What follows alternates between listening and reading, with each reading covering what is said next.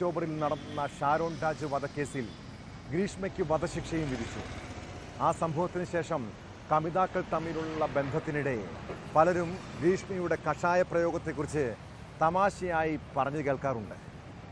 എന്നാൽ ഗ്രീഷ്മ കേസ് ഒറ്റപ്പെട്ടതല്ല എന്നാണ് കോതമംഗലത്തെ അൻസിൽ എന്ന യുവാവിനെ കൊലപ്പെടുത്തിയ കേസോടെ പുറത്തുവരുന്നത്.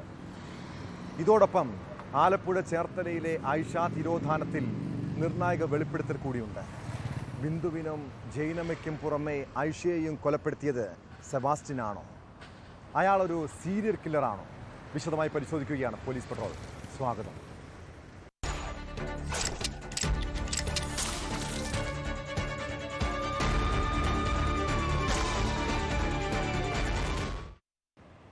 അവൾ എന്നെ ചതിച്ചു, വിഷം ഉള്ളിൽ ചെന്ന് അവശനിലയിൽ ആശുപത്രിയിലേക്ക് കൊണ്ടുപോകും വഴി അൻസിൽ ബന്ധുവിനോട് പറഞ്ഞ വാക്കുകളാണിത്. യുവാവ് വിഷം കഴിച്ചതായി ബന്ധുക്കളെ വിളിച്ചറിയിച്ചത് പെൺസുഹൃത്ത് അദീനയാണ്. കോതമംഗലം മാതിരപ്പള്ളി സ്വദേശിയായ യുവാവിനെ ഗുരുതരാവസ്ഥയിൽ ആശുപത്രിയിൽ എത്തിച്ചെങ്കിലും 2 ദിവസത്തിന് ശേഷം മരണം സംഭവിച്ചിരുന്നു. ബന്ധത്തിൽ നിന്ന് പിന്മാറാത്തതിൻ്റെ പകയിൽ നടത്തിയ ക്രൂരകൃത്യമെന്നാണ് പ്രതി അദീനയുടെ മൊഴി.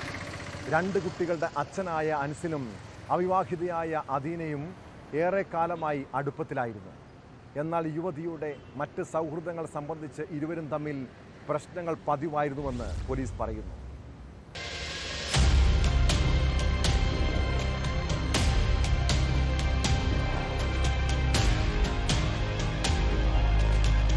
കോതമംഗലത്തിന് സമീപം മലിപ്പാറയിൽ ഒറ്റയ്ക്ക് താമസിക്കുകയായിരുന്ന അദീനയുടെ വീട്ടിലേക്ക് കഴിഞ്ഞ ബുധനാഴ്ച രാത്രിയാണ് അൻസിൽ എത്തുന്നത്. ഇരുവരും തമ്മിലുള്ള ബന്ധത്തിൽ പ്രശ്നങ്ങൾ നിലനിൽക്കെയുള്ള സന്ദർശനം കാര്യങ്ങൾ വഷളാക്കി. യുവതിക്ക് മറ്റൊരു ബന്ധമുണ്ടെന്ന് അൻസിൽ സംശയിച്ചു. യുവതിയുടെ വീട്ടിലെത്തിയ അൻസിൽ ബഹളമുണ്ടാക്കി. തൊട്ടടുത്ത ദിവസം പുലർച്ചെ അൻസിൽ പോലീസിനെ വിളിച്ച് തനിക്ക് ശാരീരിക ബുദ്ധിമുട്ടുണ്ടെന്ന വിവരം അറിയിക്കുകയായിരുന്നു. ആശുപത്രിയിലേക്ക് പോകും വഴിയാണ് അദീന വിഷം നൽകിയെന്ന കാര്യം സഹോദരനോട് അൻസിൽ പറയുന്നത്. ചികിത്സയിലിരിക്കെയായിരുന്നു അൻസിലിന്റെ മരണം.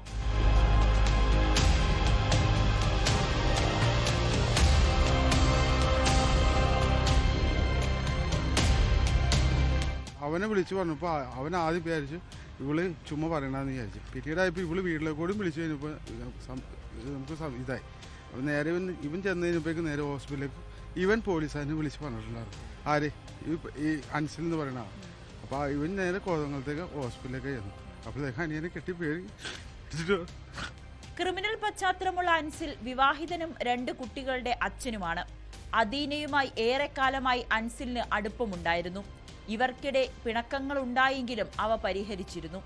അതിനിടെ അൻസിലിന്റെ ഭാഗത്ത് നിന്ന് യുവതിക്ക് ചില ദുരനുഭവങ്ങൾ ഉണ്ടാകുകയും ചെയ്തു. തുടർന്നാണ് ഇയാളെ കരുതിക്കൂട്ടി വിളിച്ചു വരുത്തി വിഷം കലർത്തി നൽകുകയായിരുന്നുവെന്നാണ് പോലീസ് പറയുന്നത്. ആദ്യം കോതമംഗലം താലൂക്ക് ആശുപത്രിയിലേക്കാണ് കൊണ്ടുപോയത്. പിന്നീട് കൊച്ചിയിലെ സ്വകാര്യ ആശുപത്രിയിലേക്ക് മാറ്റുകയായിരുന്നു. 300 മില്ലിലിറ്റർ വിഷം ഉള്ളിൽ പോയെന്നാണ് പോലീസ് പറയുന്നത്. പുല്ലിന് തളിക്കുന്ന വിഷമാണ് നൽകിയത്. ആംബുലൻസിൽ വെച്ച് പറഞ്ഞ ബ്ലഡ് വിഷം അവർക്ക് എല്ലാവരും കൂടി ഒഴിച്ചു കൊടുക്കുകയോ ചെയ്തതെന്നാണ് പറഞ്ഞത്. അതിനകത്ത് പോയിട്ടുണ്ട്. പുള്ളി പറഞ്ഞത് 500 ml അകത്ത് പോയിട്ടുണ്ടെന്നാണ് പറഞ്ഞത്. ഡോക്ടർ പരിശോധിച്ച് കഴിയുമ്പോൾ 300 ml അകത്തുണ്ട്. പെൺസുഹൃത്ത് തനിക്ക് വിഷം നൽകിയെന്ന് ആശുപത്രിയിലേക്ക് പോകും വഴി അൻസിൽ സുഹൃത്തുക്കളോടും ബന്ധുക്കളോടും നടത്തിയ വെളിപ്പെടുത്തലാണ് കേസിൽ നിർണായകമായത്. ചേലാട്ടെ ഒരു കടയിൽ നിന്നാണ് കീടനാശിനി വാങ്ങിയത്. ഇതിന്റെ കുപ്പിയും കണ്ടെത്തിയിട്ടുണ്ട്. അൻസിലിന്റെ ബന്ധുവിന്റെ പരാതിയുടെ അടിസ്ഥാനത്തിലാണ് 30-കാരിയായ അദീന പിടിയിലായത്. ആലപ്പുഴയിലെ ബിന്ദു പത്മനാഭനും ഏറ്റുമാനൂരിലെ ജൈനമ്മയ്ക്കും പിന്നാലെ കേട്ട പേരാണ് ചേർത്തല സ്വദേശിനി ആയിഷ. ആലപ്പുഴ പള്ളിപ്പുറത്തെ സെബാസ്റ്റ്യനുമായി അടുപ്പമുണ്ടായിരുന്ന ഈ 3 സ്ത്രീകളുടെ തിരോധാനം 6 വർഷത്തെ ഇടവേളകളിലായിരുന്നു. പണത്തിനും സ്വത്തിനും വേണ്ടി സ്ത്രീകളുമായി സൗഹൃദം സ്ഥാപിക്കുന്ന സെബാസ്റ്റ്യനെക്കുറിച്ചും അയാളുടെ സ്വഭാവ വൈകൃതങ്ങളെക്കുറിച്ചും തിരിച്ചറിഞ്ഞ ആളാണ് പെൺസുഹൃത്തായിരുന്ന റോസമ്മ. സ്ഥലം വാങ്ങാൻ താല്പര്യമുണ്ടെന്ന് പറഞ്ഞാണ് ഭൂവുടമയായ റോസമ്മയെ സെബാസ്റ്റ്യൻ ആദ്യം പരിചയപ്പെട്ടത്. പിന്നീട് ഇരുവരും തമ്മിൽ സൗഹൃദത്തിലായി. കുറച്ച് നാളുകൾക്കുള്ളിൽ വിവാഹ അഭ്യർത്ഥനയും നടത്തി. ഇതിനിടെയാണ് ആയിഷയുടെ കടന്നുവരവും തിരോധാനവും. ആയിഷയും സെബാസ്റ്റ്യനും തമ്മിൽ അടുത്ത ബന്ധമുണ്ടായിരുന്നതായും സെബാസ്റ്റ്യൻ്റെ വീട്ടിൽ പോയ ദിവസമാണ് ആയിഷയെ കാണാതായതെന്നും റോസമ്മ ന്യൂസ് 18നോട് വെളിപ്പെടുത്തി.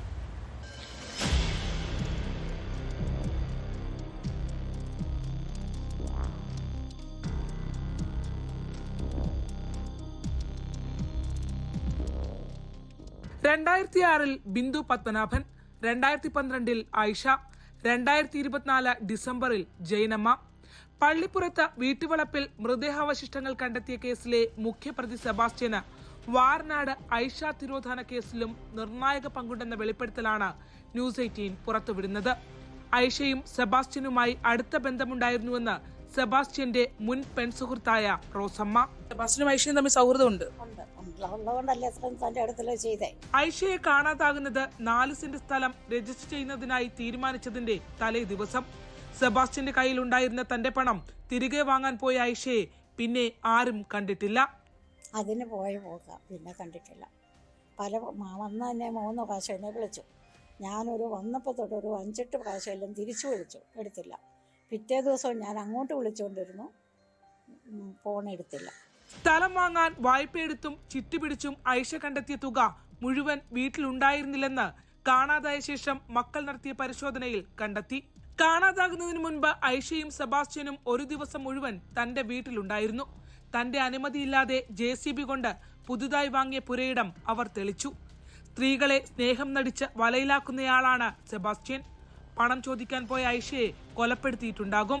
താൻ രക്ഷപ്പെട്ടത് ഭാഗ്യത്തിന്.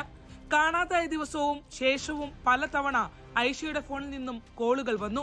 എടുത്താൽ സംസാരിക്കുകയില്ല, തിരിച്ചു വിളിച്ചാലും അങ്ങനെ തന്നെ. നേരെ പറഞ്ഞു ഐഷയുടെ കോളാന്ന് പറഞ്ഞ് എടുത്ത് കാണിച്ചു. അവർ നോക്കുകയും ചെയ്തു. ചേർത്തല പോലീസ് സ്റ്റേഷനായിരുന്നു. അതെ അതെ, അവരത് അന്വേഷിച്ചില്ലായിരിക്കും, അല്ലെങ്കിൽ ഇതിന് മറുപടി കിട്ടുകയല്ലോ. സ്ഥലം വാങ്ങാൻ താല്പര്യമുണ്ടെന്ന് പറഞ്ഞാണ് ഭൂവുടമയായ റോസമ്മയെ സെബാസ്റ്റ്യൻ ആദ്യം സമീപിക്കുന്നത്. പിന്നീട് സൗഹൃദത്തിലാക്കി വിവാഹാഭ്യർത്ഥന നടത്തി. ഇതിനിടെയാണ് ഐഷയുടെ കടന്നുവരവും തിരോധാനവും. ബിന്ദു പത്മനാഭൻ തിരോധാന കേസിന് ശേഷമാണ് റോസമ്മയുമായി അടുപ്പത്തിലാകുന്നത്. ബിന്ദു എവിടെയെന്ന് ഇതുവരെ കണ്ടെത്താൻ പോലീസിന് കഴിഞ്ഞിട്ടില്ല. JCB ഉപയോഗിച്ച് തന്റെ പറമ്പ് സെബാസ്റ്റ്യൻ വൃത്തിയാക്കി എന്നതുൾപ്പെടെയുള്ള വെളിപ്പെടുത്തൽ കേസിന്റെ ദുരൂഹത വർദ്ധിപ്പിക്കുന്നു. ഈ 3 സ്ത്രീകളുടെയും തിരോധാനത്തിൽ സെബാസ്റ്റ്യന് ബന്ധമുണ്ടെന്ന സൂചനകൾക്ക് ബലം നൽകുന്നതാണ് വെളിപ്പെടുത്തലുകൾ ഓരോന്നും. സെബാസ്റ്റ്യനുമായി അടുത്ത ബന്ധം ഐഷ പുലർത്തിയിരുന്നു എന്നുള്ളതാണ്. കാണാതാകുന്നതിന് തൊട്ടു മുമ്പ് സ്ഥലമിടപാടുമായി ബന്ധപ്പെട്ട് രജിസ്ട്രേഷനുമായി ബന്ധപ്പെട്ട് പണം കണ്ടെത്തുന്നതിന് വേണ്ടിയുള്ള ശ്രമത്തിലായിരുന്നു ഐഷ. ആ ഒരു പോക്കാണ് പിന്നീട് അവരുടെ തിരോധാനത്തിലേക്ക് എത്തി നിൽക്കുന്നത് എന്നുള്ളതാണ്. സെബാസ്റ്റ്യൻ അതിനകത്ത് കൃത്യമായി പങ്കുണ്ടാകും എന്നുള്ളത് തന്നെയാണ് ഇവർ ഓരോരുത്തരും സംശയിക്കുന്നത്.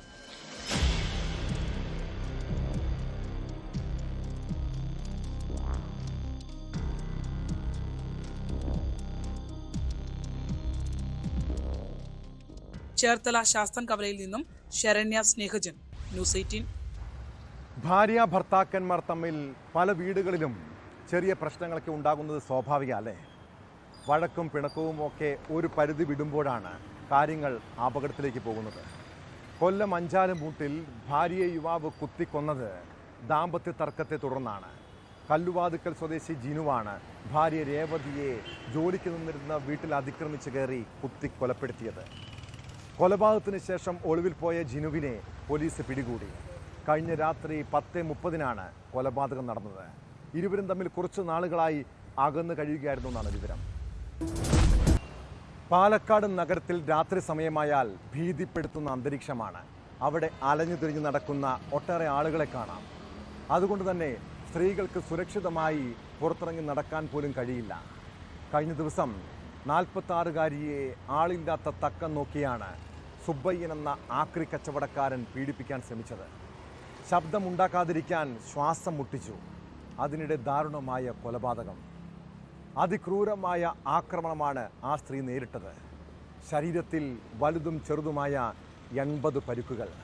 നെഞ്ചത്തും ചുണ്ടിലും രഹസ്യഭാഗത്തും ഗുരുതരമായ മുറിവുകൾ.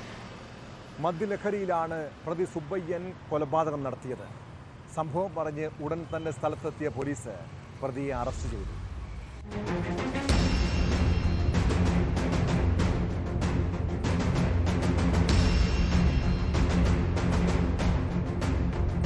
പാലക്കാട് സ്റ്റേഡിയം ബസ് സ്റ്റാൻഡ് പരിസരത്ത് 46-കാരി നേരിട്ടത് അതിക്രൂര പീഡനമാണ്. വാരിയലിന് പൊട്ടലും നട്ടലിന് ക്ഷതവുമേറ്റു. ശബ്ദമുണ്ടാകാതിരിക്കാൻ ശ്വാസം മുട്ടിച്ചു.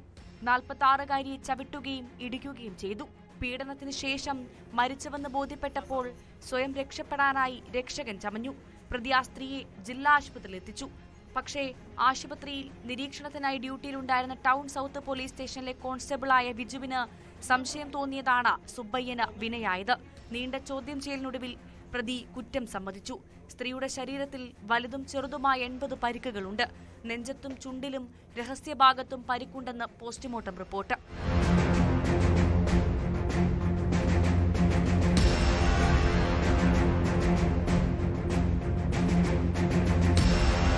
കുറ്റകൃത്യം ചെയ്യുമ്പോൾ ഇയാൾ മദ്യലഹരിയിലായിരുന്നു. നിരവധി കേസുകളിൽ പ്രതിയാണ് സുബ്ബയ്യൻ. 2023 ഭാര്യയെ ഗാർഹിക പീഡനത്തിന് ഇരയാക്കിയതിന് സുബ്ബയ്യനെതിരെ മീനാക്ഷിപുരം പോലീസ് കേസെടുത്തിട്ടുണ്ട്. കൂടാതെ സർക്കാർ ആശുപത്രി തല്ലി തകർത്ത കേസിലും ഇയാൾ പ്രതിയാണ്. ആക്രി പെറുക്കിയാണ് സുബ്ബയ്യൻ ജീവിക്കുന്നത്. തെരുവിൽ അലഞ്ഞു നടക്കുന്ന 46-കാരിയെ ബലമായി പിടിച്ചുകൊണ്ടുപോകുന്നത് കണ്ട ദൃക്സാക്ഷികൾ ഉൾപ്പെടെയുണ്ട്. CCTV ദൃശ്യങ്ങൾ ഉൾപ്പെടെ പോലീസ് ശേഖരിച്ചിട്ടുമുണ്ട്. പാലക്കാട് ASP രാജേഷ് കുമാറിന്റെ നേതൃത്വത്തിലാണ് അന്വേഷണം നടക്കുന്നത്.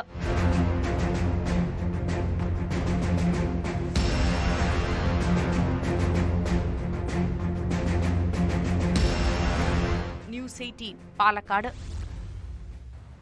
1 മുതൽ 13 വരെയുള്ള സ്പോട്ട് പോയിന്റുകൾ, അതിൽ 8ഇടത്തെ പരിശോധന പൂർത്തിയാകുമ്പോൾ എന്താണ് ധർമ്മസ്ഥലയിൽ നിന്നും കണ്ടെത്താൻ കഴിഞ്ഞത്? 6ാം സ്പോട്ടിൽ നിന്ന് തലയോട്ടിയടക്കം ലഭിച്ചതോടെ ശുചീകരണ തൊഴിലാളി പറഞ്ഞ സ്ഥലങ്ങളിൽ തെരച്ചിൽ കൂടുതൽ ഊർജിതമാക്കിയിട്ടുണ്ട്. 4ാം ദിവസം നേത്രാവതി പുഴയോട് ചേർന്നുള്ള സ്ഥലങ്ങളിലായിരുന്നു പരിശോധന. JCB ഉപയോഗിച്ച് ആഴത്തിൽ കുഴിയെടുത്താണ് ഇപ്പോൾ തെരച്ചിൽ നടക്കുന്നത്. കഴിഞ്ഞ ദിവസം കണ്ടെത്തിയ ശരീരഭാഗങ്ങളിൽ 5 എണ്ണം പല്ലും 1 താടിയെല്ലും 2 എണ്ണം തുടയെല്ലുമെന്നാണ് നിഗമനം.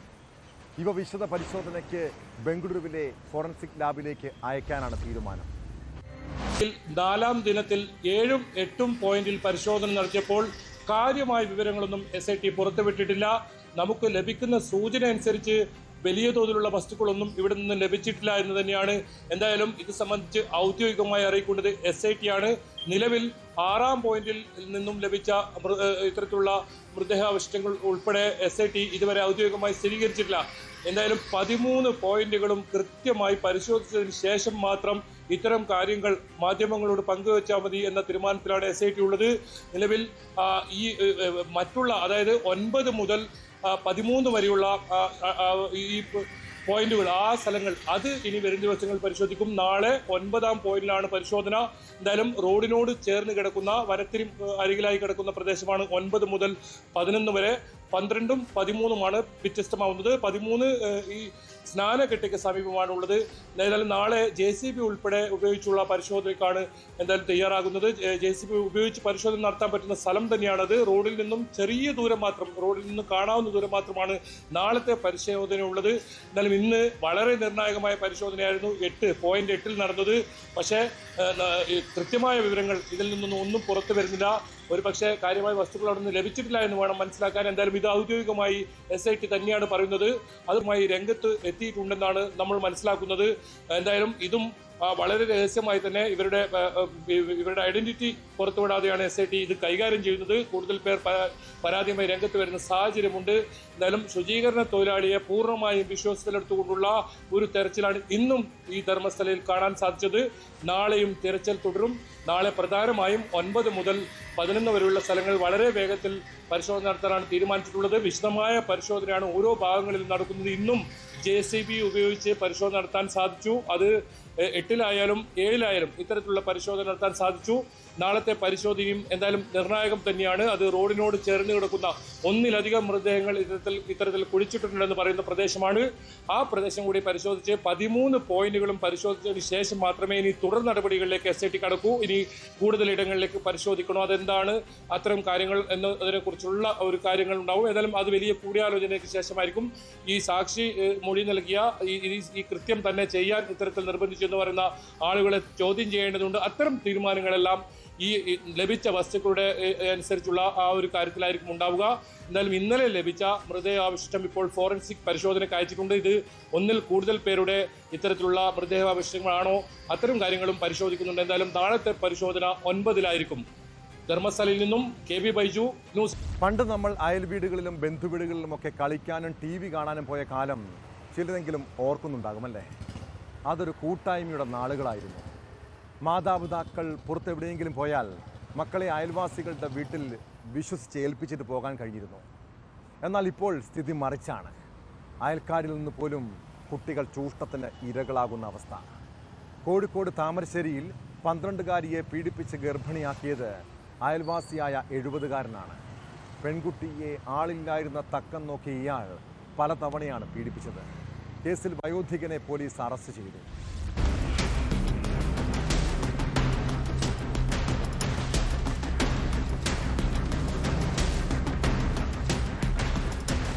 കഴിഞ്ഞ മെയ് 15-ന് വയറുവേദനയെ തുടർന്ന് പരിശോധനയ്ക്കായി എത്തിയപ്പോഴാണ് പെൺകുട്ടി 5 മാസം ഗർഭിണിയാണെന്ന വിവരം പുറത്തറിയുന്നത്. തുടർന്ന് മെഡിക്കൽ കോളേജിൽ പ്രവേശിപ്പിച്ചു. മെഡിക്കൽ കോളേജിൽ നിന്നും ഡോക്ടർ നൽകിയ വിവരത്തിന്റെ അടിസ്ഥാനത്തിലാണ് പോലീസ് കേസെടുത്തത്. പെൺകുട്ടിയുടെ മൊഴി സ്ഥിരീകരിക്കുന്നതിനായി 70-കാരനെ DNA പരിശോധനയ്ക്ക് വിധേയമാക്കിയിരുന്നു. സാമ്പിൾ എടുത്ത് 2 മാസത്തിനു ശേഷം DNA ഫലം പുറത്തു വന്നതോടെയാണ് പ്രതിയെ പോലീസ് അറസ്റ്റ് ചെയ്തത്.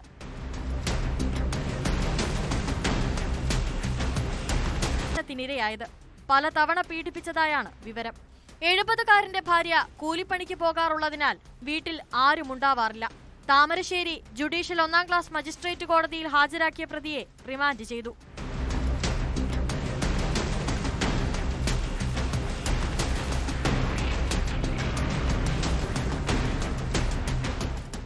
ന്യൂസ് 18 കോഴിക്കോട്.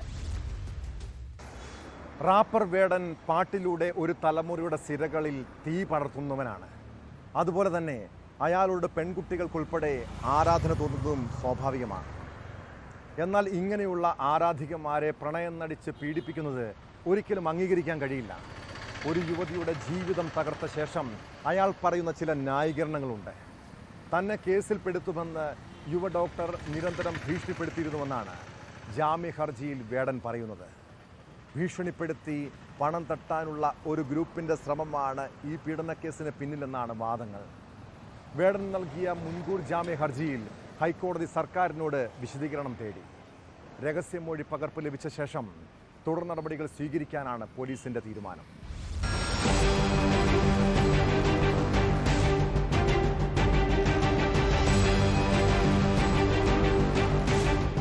ഇൻഫോ പാർക്ക് SHOയ്ക്കാണ് നിലവിലെ അന്വേഷണ ചുമതല. രഹസ്യമൊഴി പകർപ്പ് ലഭിച്ച ശേഷം തുടർ നടപടികൾ സ്വീകരിക്കാനാണ് അന്വേഷണ സംഘത്തിന്റെ തീരുമാനം. പരാതിയുടെ അടിസ്ഥാനത്തിൽ കൊച്ചിയിലും കോഴിക്കോടും പരിശോധനകൾ നടത്തും. അതേസമയം വേടനുമായി യുവതിയുടെ സാമ്പത്തിക ഇടപാടുകളും പോലീസ് സ്ഥിരീകരിച്ചിട്ടുണ്ട്. പീഡനം നടന്നു എന്ന് യുവതി പറയുന്നത് 2021 മുതൽ 23 വരെയുള്ള കാലഘട്ടമായതിനാൽ കൃത്യമായിട്ടുള്ള തെളിവുകൾ പോലീസിന് ശേഖരിക്കണം. പ്രതിയുടെ ചില സുഹൃത്തുക്കൾക്ക് പീഡന വിവരം അറിയാമെന്ന പരാതിക്കാരുടെ മൊഴിയും നിർണായകമാണ്. അങ്ങനെയെങ്കിൽ അവരെയും വിശദമായി ചോദ്യം ചെയ്യും.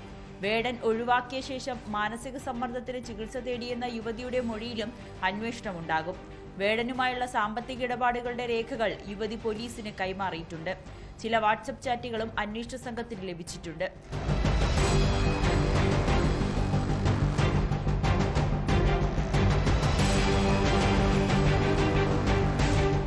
(2021 മുതൽ 23 വരെയുള്ള കാലയളവിൽ വിവാഹ വാഗ്ദാനം നൽകി പലതവണ പീഡിപ്പിച്ചു എന്നാണ് യുവതിയുടെ ആരോപണം. കോഴിക്കോട്, കൊച്ചി എന്നിവിടങ്ങളിൽ വെച്ചായിരുന്നു അതിക്രമമെന്നും യുവതി പരാതിയിൽ പറയുന്നു. 2023 അവസാനമായപ്പോൾ വേടൻ ചില കാര്യങ്ങൾ പറഞ്ഞുകൊണ്ട് തന്നെ മനഃപൂർവ്വം ഒഴിവാക്കിയെന്നും യുവ ഡോക്ടർ പറഞ്ഞു. ഇതിനുശേഷം താൻ വിഷാദ അവസ്ഥയിലായിരുന്നുവെന്നും ചികിത്സ തേടിയതായും ഡോക്ടറുടെ മൊഴിയിലുണ്ട്. ബുധനാഴ്ച രാത്രി സ്റ്റേഷനിലെത്തിയ യുവതി നൽകിയ മൊഴിയുടെ അടിസ്ഥാനത്തിലാണ് പോലീസ് കേസെടുത്തത്. ഈ വർഷം ഏപ്രിലിൽ കൊച്ചിയിലെ ഒരു അപ്പാർട്ട്മെന്റിൽ നിന്നും 6 ഗ്രാം കഞ്ചാവ് പിടിച്ചെടുത്തതിനു ശേഷം വേടനെയും മറ്റ് 8 പേരെയും പോലീസ് അറസ്റ്റ് ചെയ്തിരുന്നു. ഇതിനു പിന്നാലെ പുലിനഖ കേസടക്കം വലിയ വിവാദങ്ങളാണ് ഉയർന്നു വന്നത്. ജാമ്യം കിട്ടിയ വേടനെ പിന്നീട് സർക്കാർ പരിപാടികളിലും പങ്കെടുപ്പിച്ചിരുന്നു.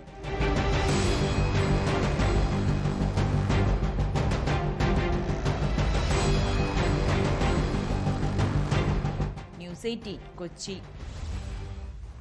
കർണാടകയിൽ ഏറെ കോളിളക്കം സൃഷ്ടിച്ച സംഭവമാണ് മുൻ പ്രധാനമന്ത്രി HD ദേവഗൌഡയുടെ കൊച്ചുമകനും JDS നേതാവുമായ പ്രജ്വൽ രേവണ്ണയ്ക്കെതിരായ ബലാത്സംഗ കേസ്. കഴിഞ്ഞ ലോക്സഭാ തെരഞ്ഞെടുപ്പിന് തൊട്ടു മുൻപാണ് വീട്ടുജോലിക്കാരിയായിരുന്ന സ്ത്രീ പ്രജ്വലിനെതിരെ ആരോപണമുന്നയിച്ച് രംഗത്തെത്തിയത്. കേസിലെ പ്രതിയായ പ്രജ്വൽ രേവണ്ണ കുറ്റക്കാരനെന്ന് കോടതി വിധിച്ചിരിക്കുന്നു. വീഡിയോ അടക്കം 26 തെളിവുകളും ഗൂഗിൾ മാപ്പ് വിവരങ്ങളുമാണ് കേസിൽ നിർണായകമായത്.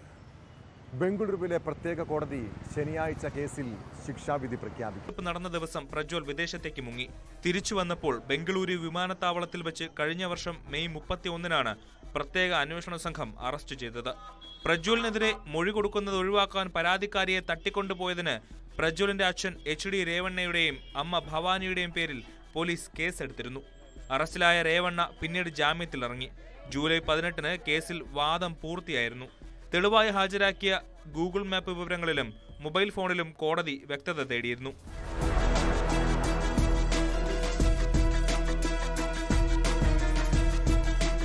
ന്യൂസ് 18 ബംഗളൂരു. ബസ്സുകളിൽ യാത്ര ചെയ്യുമ്പോൾ പെൺകുട്ടികളും സ്ത്രീകളും പല രീതിയിലുള്ള ചൂഷണങ്ങൾക്ക് ഇരകളാകപ്പെടാറുണ്ട്. സഹയാത്രക്കാരായ പുരുഷന്മാർ ദുരുദ്ദേശത്തോടെ സ്പർശിക്കുകയും നഗ്നതാ പ്രദർശനം നടത്തുകയും ചെയ്യുന്നത് ഇപ്പോൾ ഒറ്റപ്പെട്ട സംഭവമല്ല. മലപ്പുറം വളാഞ്ചേരിയിൽ ബസ്സിൽ വെച്ച് വിദ്യാർത്ഥിനിക്ക് നേരെ ലൈംഗിക അതിക്രമം ഉണ്ടായ കേസ് സമീപ ദിവസങ്ങളിൽ ഏറെ ചർച്ചയായതാണ്. ആക്രമണത്തിനിരയായ പെൺകുട്ടിയെ സഹായിക്കാതെ ബസ് ജീവനക്കാർ പ്രതിക്ക് രക്ഷപ്പെടാനുള്ള സാഹചര്യമൊരുക്കി. സംഭവത്തിന് ശേഷം ഒളിവിൽ പോയ പ്രതി ഒടുവിൽ പിടിയിലായിരിക്കുന്നു. കുറ്റിപ്പുറം സ്വദേശി സക്കീറിനെയാണ് പോലീസ് അറസ്റ്റ് ചെയ്തത്.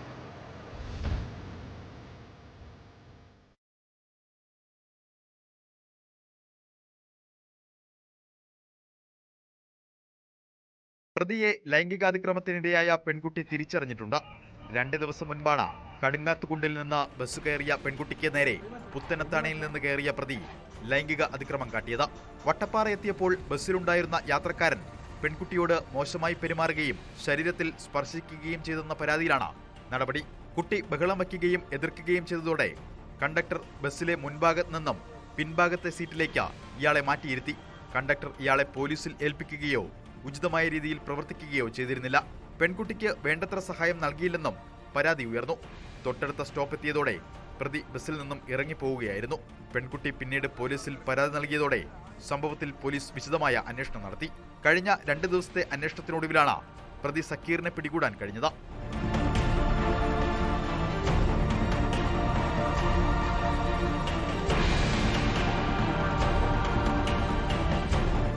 പ്രതിയെ രക്ഷപ്പെടാൻ സഹായിച്ച ബസ് ജീവനക്കാർക്കെതിരെ കേസെടുക്കുകയും ബസ് പോലീസ് കസ്റ്റഡിയിലെടുക്കുകയും ചെയ്തിരുന്നു. ഇതോടെ പ്രതിഷേധവുമായി ബസ് ജീവനക്കാർ സമരവും പണിമുടക്കും നടത്തി. പ്രതിഷേധം തുടരുന്നതിനിടെയാണ് പ്രതിയെ പോലീസ് പിടികൂടിയിരിക്കുന്നത്. സമ്മർദ്ദത്തിന്റെ അടിസ്ഥാനത്തിൽ പ്രത്യേക സ്ക്വാഡ് രൂപീകരിച്ചാണ് അന്വേഷണം നടത്തിയത്. Special DYSP P Basheer Chirakkal, Tanur DYSP Pramod എന്നിവരുടെ നേതൃത്വത്തിൽ SI അജിത്ത്, CPOമാരായ ഹാരിസ്, ന്യൂസ് 18 തിരൂർ. കൊല്ലം ഏരൂരിലെ നാട്ടുകാരുടെയും പോലീസിൻ്റെയും ഉറക്കം കെടുത്തിയ കള്ളനാണ് തിരുവല്ല സ്വദേശി ഉണ്ണി. കാറിലെത്തിയാണ് ഏരൂർ 10 അടിയിലെ 4ഓളം കടകളിൽ ഇയാൾ കവർച്ച നടത്തിയത്. എന്നാൽ CCTV ദൃശ്യങ്ങളിൽ കുടുങ്ങിയത് കള്ളന് വിനയായി. 100-ലധികം CCTV ദൃശ്യങ്ങൾ പരിശോധിച്ചപ്പോൾ മോഷ്ടാവിനെക്കുറിച്ച് വിവരം ലഭിച്ചു. നിരവധി 10 അടി മുതൽ കിളിമാനൂർ വരെയുള്ള 100-ലധികം CCTV ദൃശ്യങ്ങൾ പരിശോധിച്ചപ്പോഴാണ് മോഷ്ടാവ് ആരെന്ന് വ്യക്തമായത്. ഇൻഡിഗോ കാറിലെത്തി കവർച്ച നടത്തിയത് തിരുവല്ല സ്വദേശി ഉണ്ണിയാണെന്ന് പോലീസ് കണ്ടെത്തി. അതോടെ ഇയാളെ പിടികൂടാനുള്ള ശ്രമങ്ങളിലായിരുന്നു പോലീസ്. ഉണ്ണി തിരുവനന്തപുരത്തുണ്ടെന്ന് കണ്ടെത്തിയ അന്വേഷണ സംഘം മെഡിക്കൽ കോളേജിന് സമീപത്തുള്ള ലോഡ്ജിൽ നിന്ന് ഇയാളെ പിടികൂടുകയായിരുന്നു.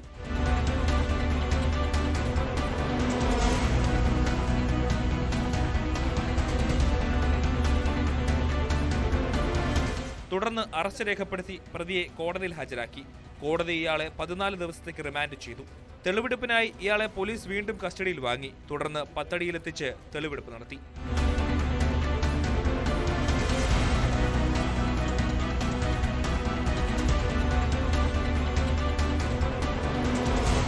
നാട്ടുകാരുടെ ഉറക്കം കെടുത്തിയ മോഷ്ടാവിനെ കാണാൻ ഒട്ടേറെ ആളുകളാണ് തടിച്ചുകൂടിയത്.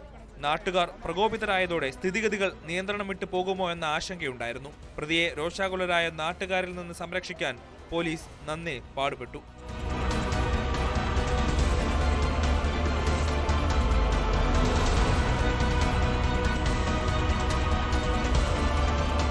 ന്യൂസ് 18 പുനലൂർ. കള്ളന്മാരിപ്പോൾ മോഷ്ടിക്കാൻ ഇറങ്ങുന്നത് പുലർച്ചെയുള്ള സമയങ്ങളിലാണ്. വീട്ടുകാർ രാവിലെ പുറത്തിറങ്ങുന്ന തക്കത്തിന് വീടിനകത്തു കടന്ന് മോഷണം നടത്തുന്നു. ചില കവർച്ചാ സംഘങ്ങൾ മുളകുപൊടിയും കരുതിയാണ് വരുന്നത്. കോഴിക്കോട് കാരശ്ശേരിയിൽ വീട്ടമ്മയുടെ മുഖത്ത് മുളകുപൊടി വിതറി മാല കവർന്നു. കാരശ്ശേരി സ്വദേശിനി സുബൈദയുടെ മാലയാണ് പൊട്ടിച്ചത്. സുബൈദ പുലർച്ചെ നിസ്കരിക്കാൻ എഴുന്നേറ്റപ്പോൾ പുറത്തുനിന്ന് മോഷ്ടാവ് കണ്ണിൽ മുളകുപൊടി വിതറി ആക്രമിക്കുകയായിരുന്നു. പിടിവലിയിൽ സുബൈദയുടെ മുഖത്ത് പരിക്കേറ്റിട്ടുണ്ട്. സംഭവത്തിൽ കേസെടുത്ത പോലീസ് അന്വേഷണം ആരംഭിച്ചു.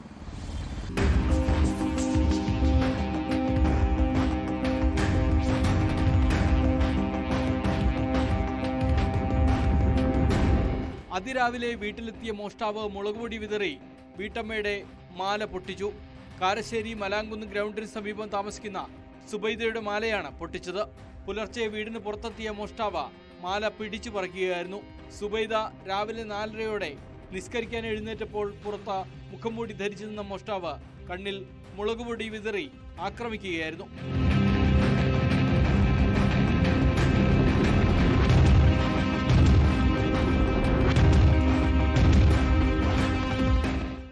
നാല് 20 എണീച്ചു, ബാത്റൂമിൽ പോയി. ബാത്റൂമിൽ അടുക്കളവാതിൽ തുറക്കുമ്പോൾ അടുക്കളവാതിലിൻ്റെ അടുത്ത് ഓന് പതിഞ്ഞ് നിൽക്കേനി. അപ്പം പെട്ടെന്ന് വാതിലെ ടച്ച് ഓനെ തള്ളി തുറന്ന് വീണ്ടും ഈ മറ്റേ ഡൈനിങ്ങാളിൻ്റെ അടുത്തെത്തി ആ മൂലക്കിട്ട് ഓനെ പിടിച്ച് ഞാൻ കൗത്തിൽ നല്ലോണം അമർത്തി പിടിച്ചതിനോട് ഭയങ്കര കരച്ചിലും കരഞ്ഞപ്പോൾ ഓൻ മാല പൗതിയിൽ നിന്ന് പൊട്ടിച്ചെടുത്ത് പോയത്. മുൻപടി കണ്ണിലേക്ക് ഇട്ടു.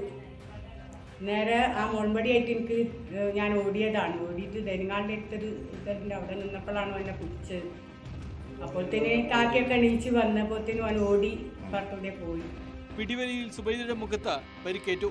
3 പവനോളം വരുന്ന മാലയുടെ പകുതിയിലേറെ ഭാഗം മോഷ്ടാവ് കൊണ്ടുപോയി. വീടും പരിസരവുമായി പരിചയമുള്ള ഏതെങ്കിലും ആളാകാം മോഷണത്തിന് പിന്നിലെന്നാണ് സൂചന.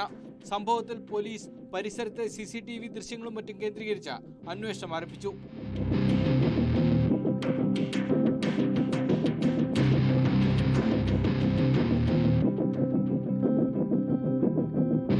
ന്യൂസ് 18 കോഴിക്കോട്. അച്ചാർ കുപ്പിയിൽ ലഹരിമരുന്ന് ഒളിപ്പിച്ച് ഗൾഫിലേക്ക് കൊടുത്തയക്കാൻ ശ്രമിച്ച കേസിൽ ഗൂഢാലോചനയുണ്ടെന്ന് സംശയം. കണ്ണൂർ ചക്കരക്കൽ സ്വദേശി മിഥിലാജിനെ കുടുക്കാൻ വേണ്ടിയുള്ള ശ്രമമാണ് ഉണ്ടായതെന്നാണ് പോലീസിന്റെ നിഗമനം.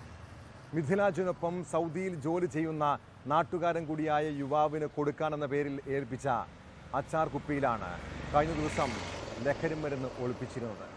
കേസിൽ 3 പേരെ പോലീസ് അറസ്റ്റ് ചെയ്തിരുന്നു. സംഭവത്തിൽ കൂടുതൽ പ്രതികരിക്കാൻ കുടുംബം തയ്യാറായിട്ടില്ല.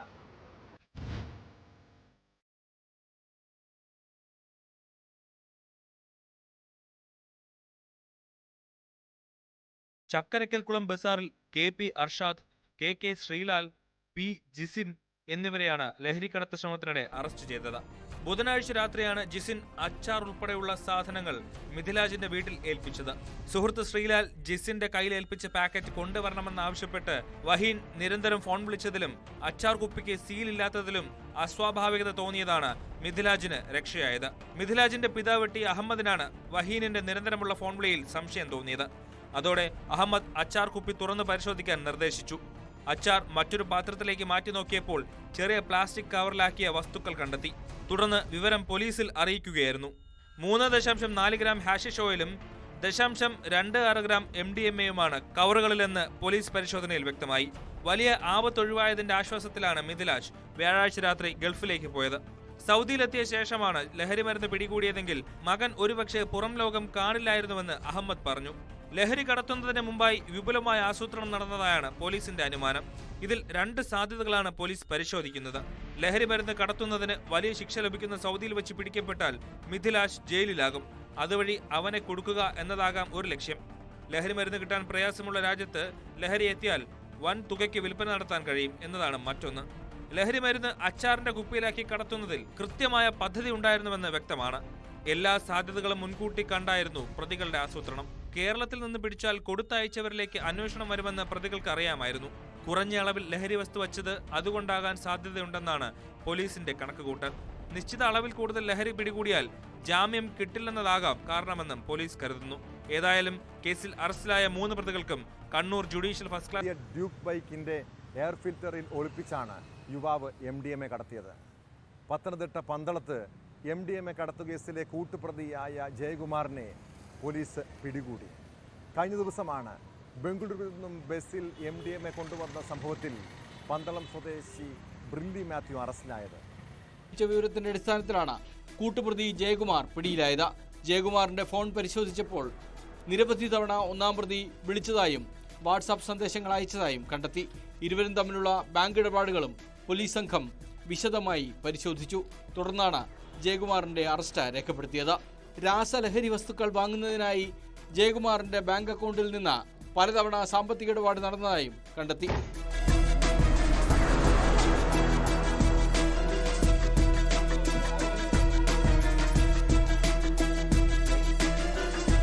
ബ്രില്ലി മാത്യു ബംഗളൂരുവിൽ നിന്നും MDMA വാങ്ങിയ ദിവസം ഇരുവരും തമ്മിൽ പലതവണ ബാങ്ക് ഇടപാട് നടത്തിയതായും അന്വേഷണത്തിൽ വ്യക്തമായി. ലഹരി വസ്തുക്കൾ വാങ്ങുന്നതിന് സാമ്പത്തിക സഹായം നൽകുകയും കൂട്ടാളിയായി പ്രവർത്തിക്കുകയും ചെയ്തത് വ്യക്തമായതിന്റെ അടിസ്ഥാനത്തിൽ ജയകുമാറിനെ ഇന്നലെ രാത്രിയാണ് പിടികൂടിയത്. അറസ്റ്റിലായ ജയകുമാറിനെ കോടതിയിൽ ഹാജരാക്കി. ഇയാളെ കോടതി കോട്ടയത്ത് ലഹരി ഉപയോഗിച്ച് യുവാവ് കാറുമായി ചീറിപ്പാഞ്ഞ് അപകട പരമ്പര നടത്തിയ ദൃശ്യങ്ങൾ കണ്ടാൽ ഭയം തോന്നും. തലനാരിഴയ്ക്കാണ് വഴിയാത്രക്കാർ അപകടത്തിൽ നിന്നും രക്ഷപ്പെട്ടത്. കോട്ടയം CMS കോളേജ് വിദ്യാർത്ഥിയും KSU നേതാവുമായ ജുബിൻ ജേക്കബ് മദ്യലഹരിയിൽ വാഹനമോടിച്ച് അപകടമുണ്ടാക്കിയ കേസിൽ ദുർബലമായ വകുപ്പുകളാണ് പോലീസ് ചുമത്തിയതെന്ന് ആരോപണമുണ്ട്. പ്രതിയുടെ പേരോ ലഹരിയുടെ കാര്യമോ ചൂണ്ടിക്കാട്ടാതെയാണ് FIR രജിസ്റ്റർ ചെയ്തത്. അപകടത്തിൻ്റെ കൂടുതൽ CCTV ദൃശ്യങ്ങൾ പുറത്തു വന്നിട്ടുണ്ട്.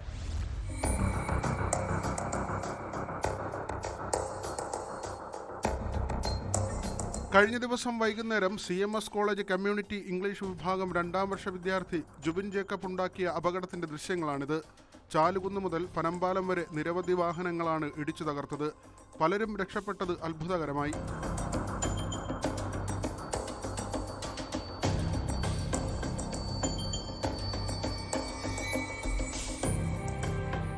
പനമ്പാലത്ത് വാഹനം ഇടിച്ചു നിന്നതോടെ ജുബിനെ നാട്ടുകാർ കൈകാര്യം ചെയ്യുന്ന ദൃശ്യങ്ങളും പുറത്തു വന്നു.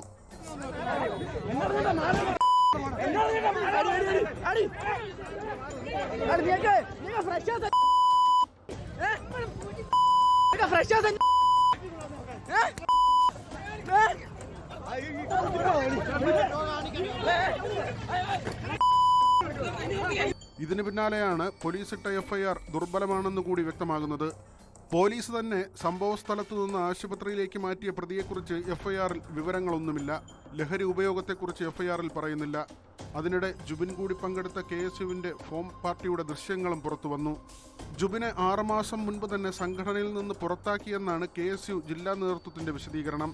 നിലവിൽ തെള്ളകത്തെ സ്വകാര്യ ആശുപത്രിയിൽ ചികിത്സയിൽ കഴിയുകയാണ് ഇയാൾ. സംഭവത്തിൽ പരാതി ഉയർന്നു വന്ന സാഹചര്യത്തിൽ കേസിൽ കൂടുതൽ വകുപ്പുകൾ ചുമത്തുമോ എന്നാണ് കാത്തിരുന്ന് കാണേണ്ടത്. ന്യൂസ് 18 കോട്ടയം. മലപ്പുറത്ത് ജില്ലാ പഞ്ചായത്ത് അംഗം കോടികൾ തട്ടിയത് പരാതി. മക്കരപ്പറമ്പ് ഡിവിഷൻ മുസ്ലിം ലീഗ് അംഗം TP ഹാരിസിനെതിരെയാണ് പരാതി. ജില്ലാ പഞ്ചായത്ത് പദ്ധതികളുടെ പേരിൽ ലാഭം വാഗ്ദാനം ചെയ്തായിരുന്നു തട്ടിപ്പ്. 25 കോടിയിലധികം രൂപ നഷ്ടമായെന്ന് നിക്ഷേപകർ പരാതിപ്പെടുന്നു. 200-ലധികം ആളുകളാണ് തട്ടിപ്പിന് ഇരകളായിട്ടുള്ളത്. നിക്ഷേപകർ മലപ്പുറം SP-ക്ക് പരാതി നൽകിയിരുന്നു.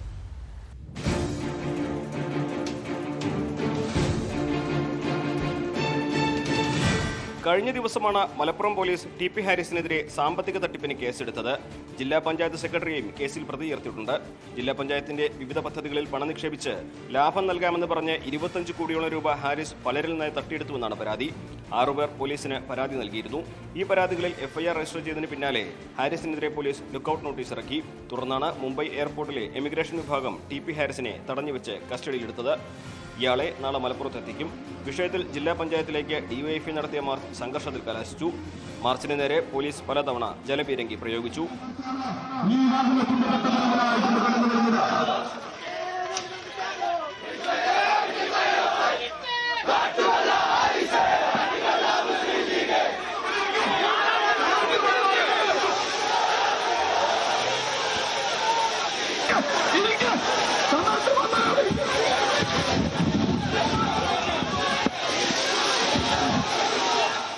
ജില്ലാ പഞ്ചായത്ത് പ്രസിഡന്റിന്റെയും വൈസ് പ്രസിഡന്റിന്റെയും മുസ്ലിം ലീഗ് നേതൃത്വത്തിന്റെയും അറിവോടെയാണ് ഹാരിസ് തട്ടിപ്പ് നടത്തിയതെന്നാണ് ഡിവൈഎഫ്ഐയുടെ ആരോപണം.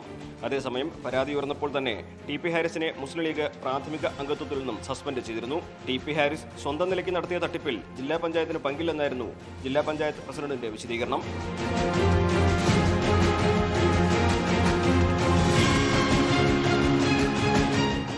ന്യൂസ് 18 മലപ്പുറം. സുരക്ഷാ മാനദണ്ഡങ്ങൾ ലംഘിച്ച് സർവീസ് നടത്തുന്ന സ്വകാര്യ ബസ്സുകളെ പൂട്ടാൻ മോട്ടോർ വാഹന വകുപ്പ്. വാതിലുകൾ തുറന്നിട്ട് ബസ്സുകൾ സർവീസ് നടത്തുന്നത് ശ്രദ്ധയിൽപ്പെട്ടതോടെയാണ് പരിശോധന കർശനമാക്കുന്നത്. യാത്രാ നിരക്ക് പ്രദർശിപ്പിക്കാതെ തോന്നിയ നിരക്ക് വാങ്ങുന്ന ഓട്ടോറിക്ഷകൾക്കും പിടിവീഴും. മുൻഗണന ദുരുപയോഗം ചെയ്യുന്ന ആംബുലൻസുകൾക്കെതിരെയും നടപടി ഉണ്ടാകുമെന്നാണ് മോട്ടോർ വാഹന വകുപ്പ് നൽകുന്ന മുന്നറിയിപ്പ്.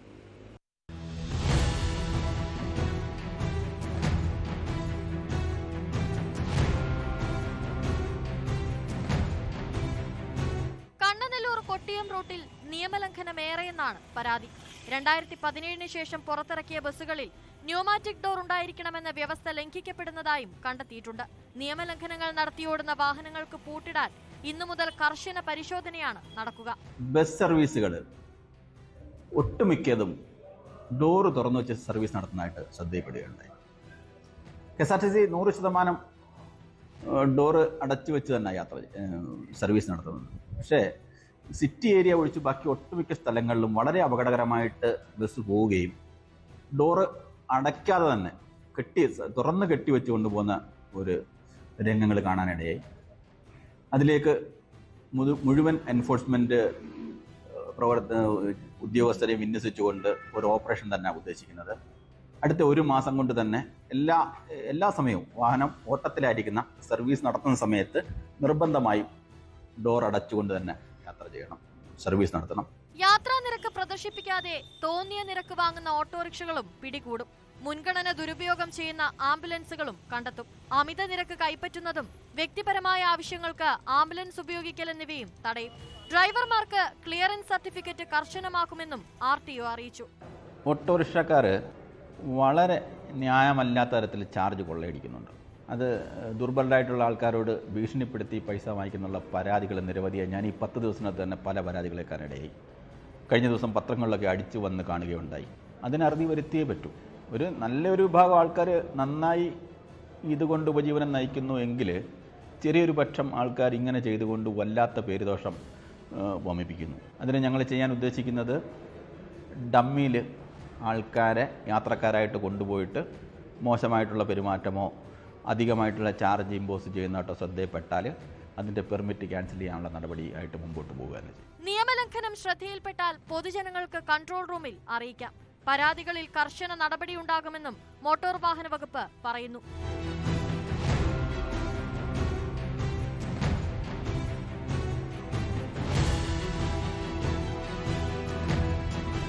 ന്യൂസ് 18 കൊല്ലം.